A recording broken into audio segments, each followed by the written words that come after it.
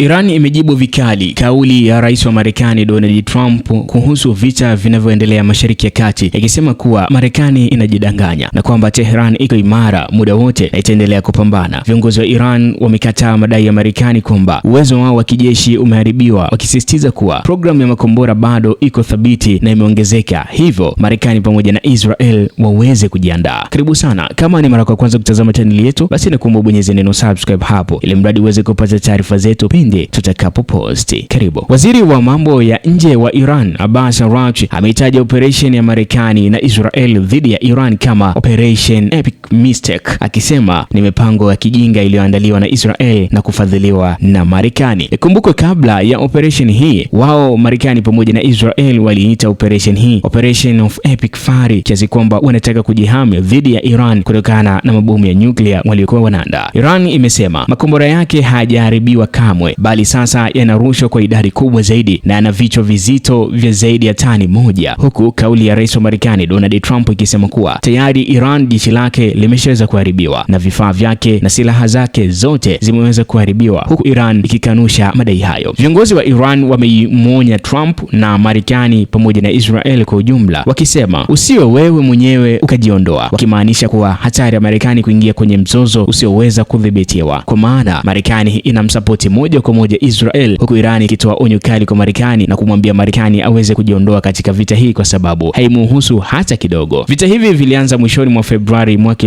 2026 baada ya Marekani na Israel kushambulia vituo vya kijeshi vya nyuklia ya Iran na kumshambulia aliyekuwa kiongozi mkuu wa Iran Ayatollah Ali Khamenei. Iran imejibu mashambulizi ya makombora dhidi ya Israel na kambi za kijeshi za Marekani, huku milipuko na mashambulizi ya drone yakiripotiwa katika nchi za Ghuba kama Dubai, Abu Dhabi. Trump amedai kuwa vita vitaisha muda si mrefu, lakini Iran imekataa uwezekano wa mazungumzo na Marekani, ikisisitiza kuwa itaendelea kupambana mpaka mwisho. Athari zimeweza kukumba taifa la Iran pamoja na Israel kwa ujumla, huku Marekani ikihusishwa moja kwa moja katika changamoto hiyo. Athari miongoni mwa athari ni kuhusiana na mlango wa Hormuz. Trump ametishia kuchukua hatua kali iwapo Iran itaweka makombora baharini katika njia hii muhimu ya mafuta, akisema Marekani itajibu kwa kiwango ambacho hakijawahi kuonekana. Mashambulizi na hofu ya kufunga kwa njia ya Hormuz yamesababisha bei ya mafuta kupanda kwa kasi na kusababisha mshtuko mkubwa wa kiuchumi duniani kote, huku diplomasia imeendelea kuzua mzozo mkubwa mara baada ya Iran kuweza kukataa mazungumzo na Marekani, ikisisitiza kuwa mashambulizi ya kijeshi